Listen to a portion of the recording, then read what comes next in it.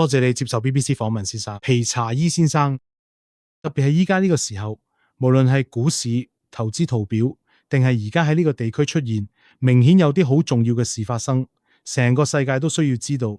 而家可以問到你嘅問題，真係好好。你會點形容而家矽谷發生緊咩事？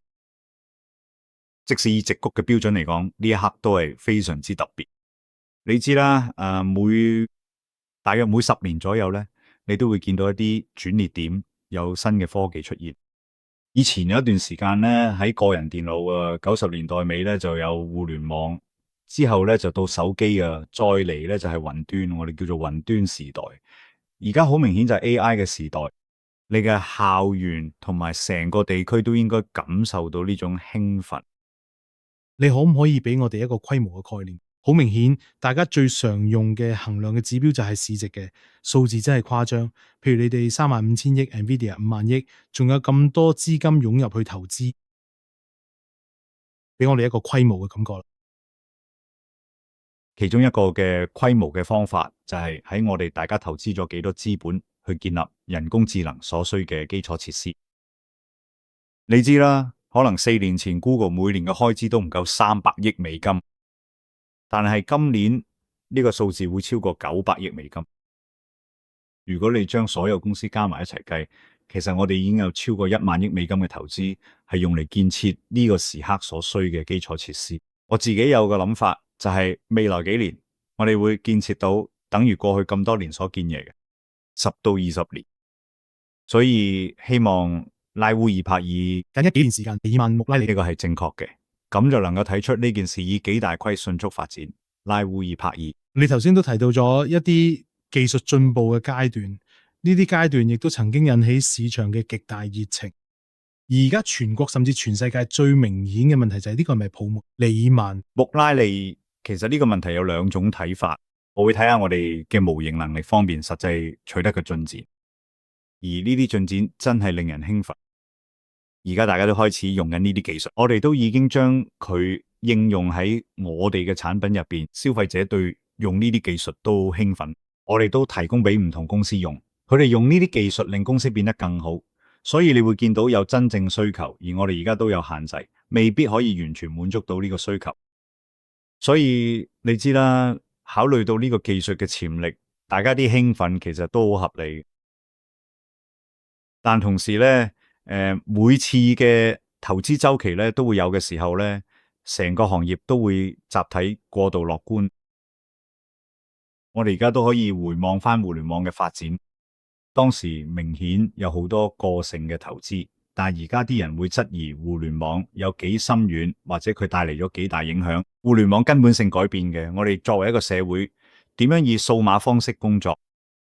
我預計人工智能都會一樣，所以我覺得而家既有合理嘅地方，但係同時都會有啲唔理性嘅元素。你啱啱講到你對 Google 硬件嘅興奮呢，其實就係最關鍵、最稀缺嘅資源。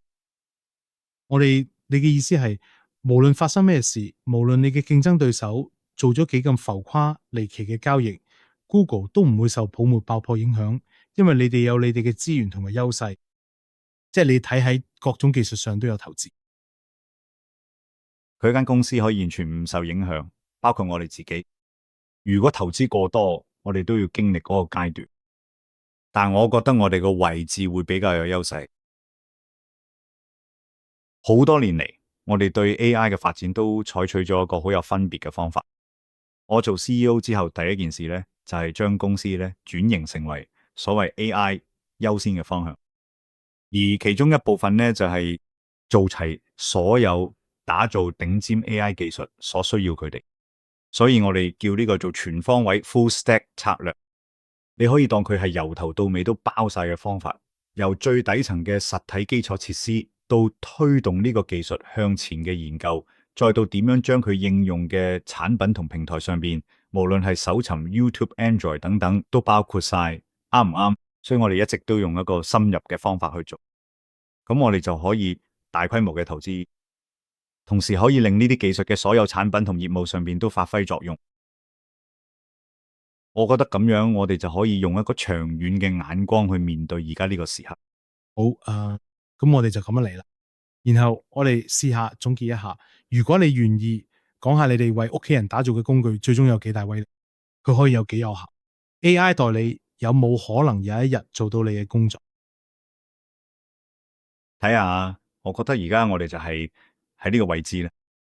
你可以同呢個 AI 互動，問問題，來回交流，喺好多好多唔同嘅主題上邊都有智能嘅對話。我覺得下一步未來12個月，你會見到 AI 可以幫你做更加複雜嘅任務。咁到時就真係好有趣啦。你知啦，好似我要去買嘅，要幫我另一半買生日禮物，咁我可唔可以叫呢個聊天機械人幫我搞掂呢？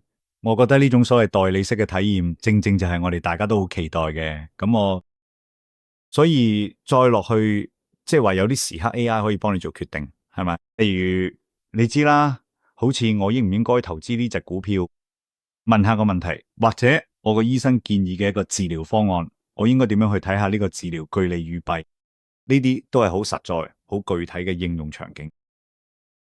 你知啦，我覺得其實仲有好多嘢要做，先可以解鎖到呢啲功能。但係呢個過程真係好令人興奮。咁即係話 CEO 暫時都仲安全啦，唔使擔心失業啦。其實我覺得 CEO 做嘢嘅，可能將來都會係 AI 比較容易做到嘅其中一樣。但其實你哋賣俾公司嘅所有產品同埋服務，佢哋最核心嘅價值同埋生產力嘅提升，咪就係透過自動化咗好多人手嘅工作。呢個係咪嚟講先咧？咁我咁樣講啦，好唔好？我覺得而家啲人真係要同時處理好多嘢，係咪？而家啲人真係負荷好大。其實一直以嚟咧，歷史上咧都係嘅，好似以前有洗碗機入屋咁樣。我記得細個嗰陣咧，你知啦，屋企第一次有雪櫃，真係徹底改變咗我媽嘅生活，係咪先？咁所以佢哋，你可以話冇自動化咗某啲嘢，但其實係令到佢有多啲時間去做其他嘅，係咪？咁你可以喺放射科醫生做例子啦。而家每年做掃描嘅人數都不斷上升，而每次掃描要佢嘅影像數量咧都大幅增加緊。如何幫助放射科醫生應對日益增長嘅需求？或許人工智能工具可以喺呢方面咧提供幫助。所以我覺得你睇到嘅大概就係咁樣。我得到佢，你想關注雙贏嘅局面，但係西方好多有抱負嘅中產階級人士，佢喺度諗等等，呢個會影響律師嘅工作，會影響創意產業，會影響會計工作，亦都會影響新聞業，佢對成個媒體行業都有影響。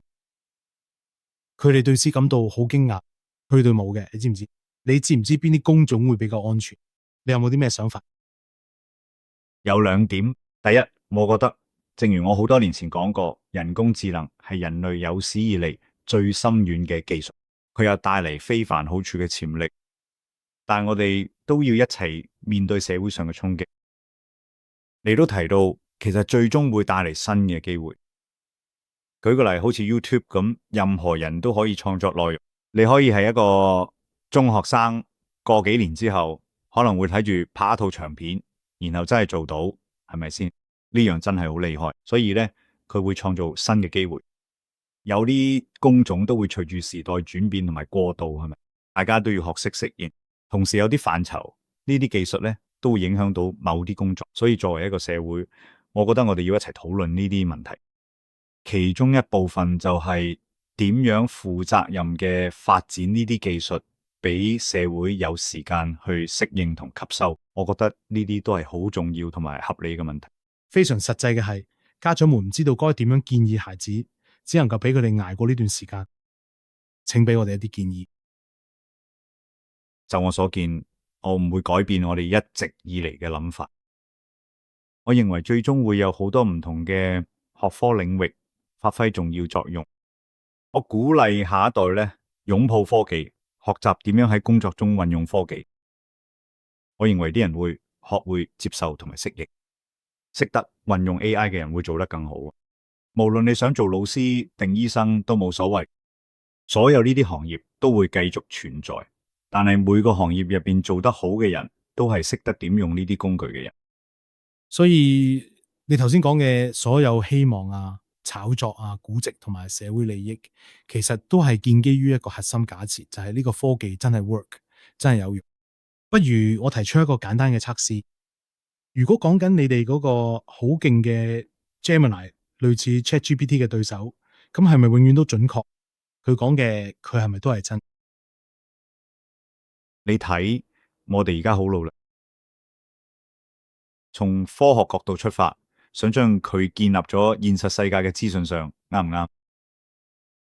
而且我哋做 Gemini 其中一部分咧，就係將 Google Search 嘅威力咧帶嚟入去，所以佢會用 Google Search 做工具去嘗試答問題，令答案更加準確。但係有時咧喺 AI 模型咧，本質上咧都係靠技術去預測下一步會點，所以咧都好容易出錯。係啊，你知啦，好似有嘅例子，例如話膠水係披薩材料，或者有現任參議員俾人錯誤指控嘅襲擊，咁樣唔係好嚴重咩？你知啦，今日我哋都非常好自豪，花咗好多功夫去提供盡量準確嘅資訊。但係咧，而家最先進嘅 AI 技術咧，其實都仲係會有啲錯誤嘅地方。呢個亦都係人們使用谷歌搜索嘅原因。而我哋仲有其他產品更注重提供準確嘅信息。但如果你想進行創意寫作咧，同樣嘅工具亦都好有用。所以你必須學會利用呢啲工具嘅優勢，而唔係盲目相信佢哋所講嘅一切。勞倫斯莫羅尼嘅，好嘛，唔好盲目信任。但我想提醒你咧，你肩負住特殊嘅責任，因為成個模型類型模型 Transformer 模型 TN ChatGPT 係喺你帶領之下發明嘅。你都知道佢只係一個機率，我只係想問你，會唔會接受咁多驚人投資嘅最終結果，反而令資訊變得佢哋可靠？我覺得如果你淨係建立獨立運作嘅系統咧，淨係靠呢啲嘅，佢就真係會咁。所以我認為我哋要令資訊生態系統更加豐富。好啊，唔可以淨係得 AI 技術做唯一主要產品嘅一個重要部分。當然就真相好重要，真相好緊要，新聞業好緊要。我哋今天所擁有嘅一切周圍事物都好緊要，係嘛？所以如果你係學生，你就係同你嘅老師講嘢。作為消費者，如果你去睇醫生，你肯定希望信任你嘅醫生。當然，所有呢啲重要嘅事情，你應該相信頂部嘅簡短總結。好嘅，仲有人工智能建設嘅規模咧，你頭先形容得佢生動嘅 AI 建設咧，其實唔止對你，對全人類嘅能源方面都帶嚟另一個取捨。我覺得呢個係一個坦白嘅機會。Pichai 先生對住全世界，而家有冇一個新嘅計算方式？AI 建設會唔會比氣候問題更加重要？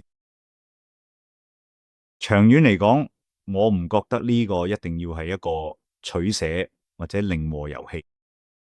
我覺得其中一樣令我興奮嘅事，就係因為呢個轉型帶嚟嘅能源需求實在好大嘅，非常之龐大。我哋同其他公司一樣，都投資緊去開發新嘅能源來源。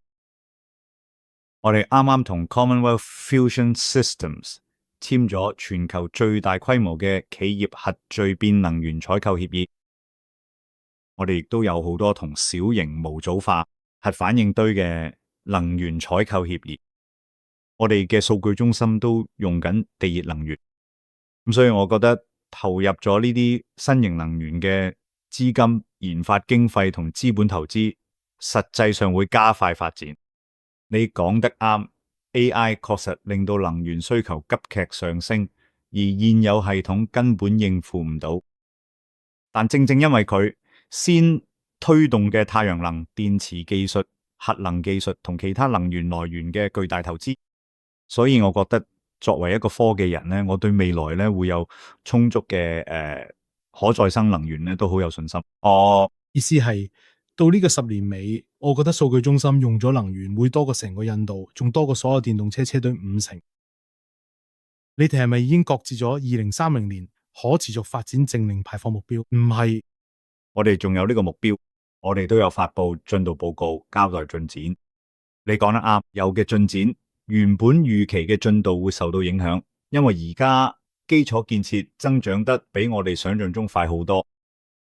我哋都係透過投資呢啲新科技去應對而家嘅情況，所以我覺得我哋就係咁樣去努力，令成件事行得通。咁如果講翻英國政府而家仲有淨零排放嘅目標，同時又想成為 AI 超級強國，呢兩樣嘢其實係咪可以並存？其實可以，因為我覺得科技喺呢方面係一個推動力。我哋對佢英國嘅投資都好自豪。我哋最近嘅 Waltham Cross 開咗一個最先進嘅數據中心，同埋我哋同 Cell 咧簽咗一份獨一無二嘅協議，為呢個數據中心供電。我諗到2026年呢，我哋喺英國嘅業務呢，會有95%用碳中和能源呢，所以喺我哋加大投資嘅同時，呢個進展真係好驚人啊！所以我覺得係做得到，不過對每一個政府，包括英國都好重要，要理清楚點樣擴大基建，包括能源基建。我覺得你唔會想因為能源問題而限制經濟發展，咁樣會有後果。即係你喺公司一直都係英國嘅大投資者，好出名就係用5億買嘅 DeepMind，而家可能值幾百倍咁多。如果條件合適，你會唔會考慮喺英國加大投資，甚至喺英國訓練呢啲最先進嘅 AI 模型？即係我哋最近啱啱幾個星期前宣布咗一個50億英鎊，佢投資嘅英國涵蓋咗我哋嘅資本投資、研發同埋工程。你都知 Google DeepMind 依然喺英國有好多員工，我哋喺度做緊最前沿嘅研究工作。我哋嘅目標咧就係可以服務我哋嘅模型，長遠嚟講都可以喺度訓練我哋嘅模型，全部都做到，你知啦。所以我哋真係好認真嘅承諾會大力投資嘅英國。另一個推動 AI 熱潮嘅重要燃料，當然就係用嚟訓練 AI 嘅內容。而科技公司包括 Google 咧，都一直依賴所謂嘅合理使用，佢就會爬取書籍、音樂、新聞等等，然後將部分專業知識賣翻俾全世界。你認唔認同好似 Google 咁嘅公司，最終都要以某種方式為呢啲內容付費？首先退一步嚟講，我覺得喺呢個整個過程入邊，推動創意同埋創新固然非常重要，但係我哋都必須喺一個充分尊重創作者權益嘅框架下進行，同時亦都要容許有轉化性用途，咁樣先可以為整個社會帶嚟真正嘅好處。我哋嘅所有營運嘅國家都致力遵守版權法規。而家我哋做訓練嘅時候，會俾人選擇唔參與訓練。而且我哋睇產生輸出內容時，都會尊重版權。同時咧，我哋都同業界一齊合作，喺呢個過程中建立新嘅框架。譬如喺 YouTube 啊，我哋一直都有一套方法去為內容權益持有人帶翻價值。我哋會將呢啲原則應用喺今次 AI 嘅發展上。我覺得佢做係非常重要，所以我哋都致力於做好呢件事。喺美國咧，其實法庭已經基本上有啲定論，但喺英國同歐洲，大家仲喺度討論需唔需要立法。你有冇好出名嘅歌星，好似 Elton John 嘅，都話而家嘅盜竊情況好嚴重。如果有人想用我哋歌，請問一聲，並且要有透明度，知道點樣用，你冇願唔願意咁做？其實而家我哋進行訓練嘅時候咧，大家都可以自由選擇自己嘅內容係唔係需要俾人用冇訓練，所以我哋係有俾人選擇權嚟嘅。我想帶你翻去今年年頭嗰張好有象徵意義嘅科技大佬合照 ，Zuckerberg、Bezos、Musk 同你一齊坐喺總統就職典禮嘅貴賓席。你睇有渠道已經好有權力，你冇掌握住而家全世界最強大嘅科技工具，佢越嚟越強大。而家可能唔再係由政治權力去制衡，反而有人會話兩者已經密不可分。你明唔明點解咁多人會覺得唔舒服？我覺得如果講美國嘅話，依家 AI 科技真係一個非常特別嘅時刻。我覺得呢樣嘢有好大機會可以為經濟帶嚟好處。從國家安全角度嚟講，呢樣嘢都好重要。作為其中一間領先嘅科技公司，帶頭推動 AI 發展，我哋真係好有心去同美國積極合作。特朗普總統已經好清楚咁講明呢項科技有幾重要啦，亦都提出咗一個多方面嘅 AI 行動計劃，目標咧係為國家帶嚟好處。所以我哋作為一間咁大規模嘅公司咧，當然要積極參與，唔單止喺美國，仲有世界各地其他政府，包括英國。上次我去嗰度見咗首相，我覺得呢個時刻好重要，唔止係我哋呢啲開發緊呢項技術嘅領先公司，我覺得同政府合作好緊要，咁樣先可以令呢項技術真正為社會帶嚟好處，包括要釐清楚點樣應對技術可能被濫用嘅憂慮。所以我覺得我哋需要一啲深層次全行業嘅規範框架。作為一間公司，我哋都想同政府同非牟利機構合作。我覺得你要將所有持份者都拉埋一齊參與。講翻一個具體議題啦，白宮打壓外國勞工簽證對你嘅公司同成個行業會有啲咩影響？你自己作為一個係 H1B 簽證嚟到美國嘅人，你有咩感受？我之前都公開講過，其實深層原因之一，如果你去仔細啲，好多根本性嘅突破。Google 最近幾個禮拜都已經攞咗幾個諾貝爾獎，你知啦，佢哋入邊好多都係移民。如果你睇翻科技發展嘅歷史，移民對呢個行業嘅貢獻真係非常之驚人。但我都覺得政府係明白呢樣嘢嘅。我覺得有個框架可以令我哋繼續吸引有才華嘅人。我覺得佢哋而家都做緊嘅改變，去解決現有計劃入邊嘅不足之處。我相信我哋都可以繼續投資落去。谷歌一直以來都以對人工智能安全及其對人類嘅風險、人們談論嘅生存風險，保持謹慎同埋關注而聞名。呢件事而家消失咗咩？定係被擱置咗？定係被淡化處理咗？通用人工智能同埋超級智能係咪正在全速前進？你睇，當技術快速發展嘅時候呢，就會出現一啲矛盾。你該點樣快速咁發展佢？係啊。咁如何先至能夠確保採取措施減輕潛在嘅有害影響呢？係嘅，我哋知道，我哋已經將呢種緊張關係概括咗出嚟，我哋稱之為既要大膽又要負責任。所以我哋正在快速度過呢一刻。我認為我哋嘅消費者有咁樣嘅需求。你知道而家啲人攞起電話都會問問題，佢哋提出嘅問題要複雜得多。係嘅，佢哋希望我哋利用人工智能嚟更好咁回答呢個問題。所以我哋必須迎接嗰個時刻。例如，我哋正在開源一項技術，該技術將使你能夠檢測圖像是否由人工智能生成。係啊，邊個？我見到啦。係嘅，我哋亦都喺度投資呢個領域。因此，你會睇到喺過去幾年裏邊，我哋加大咗對人工智能安全嘅投入，而呢一種投入與我哋加大對人工智能開發嘅投入成正比。好嘅，你知道我哋只能夠聽天由命，呢個範疇真係好複雜。我哋會參考咗專家嘅意見，包括你業界入邊嘅一啲同事。你知啦，Microsoft 同 OpenAI 嗰單大 deal 咧，而家已經完成咗。我睇翻 OpenAI 嘅歷史時，覺得幾有趣。Elon Musk 話佢幫手創立 OpenAI，主要原因就係佢擔心 Google 擁有 DeepMind 會變成佢所講嘅 AGI 獨裁。我覺得睇下啦，Elon 講得啱，佢指出佢一間公司應該擁有一種咁強大嘅技術，好似 AI 嘅。但係我覺得如果你睇下而家生態圈嘅狀況，其實有好多好多公司，我會話其實有好多公司，亦都有好多最前沿嘅模型。中國正係引入開源模型，所以如果非要講，我認為係如果只有一家公司喺度開發人工智能技術，而其他所有公司都必須使用佢，我亦都會對此感到擔憂。但我哋目前距離嗰種情況仲好遙遠。好嘅，我諗如果一切都出咗差錯，你個量子計算機或許能夠幫助我哋前往多元宇宙或者其他平衡宇宙。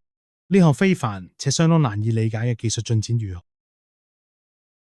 我認為我哋喺量子計算領域取得咗世界領先嘅進展令人振奮。我認為量子力學可以替代人工智能。5年前，所以我認為5年後，我哋將進入量子力學領域一個非常激動人心嘅階段。我哋投資都係為咗呢個目標。但係你都知，大自然、宇宙其實本質上都係建立咗量子力學嘅原理之上。我覺得建立量子系統可以幫我哋更好嘅模擬同理解大自然，為社會帶咗好多好處。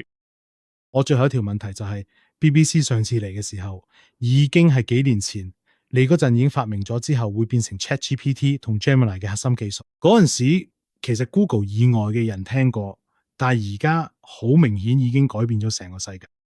咁而家你喺實驗室入邊，會唔會都有啲類似嘅嘢仲未公開？但係我哋應該要知嘅。其實我哋而家做緊好多唔同範疇嚟嘅，好似自動駕駛技術進展得好快，安全方面都已經有明顯嘅好處。而且我認為擴大呢項技術嘅規模將避免好多人喪生。我認為呢個對社會有好多好處。我真心認為我哋統稱為人工智能嘅就係呢個概念。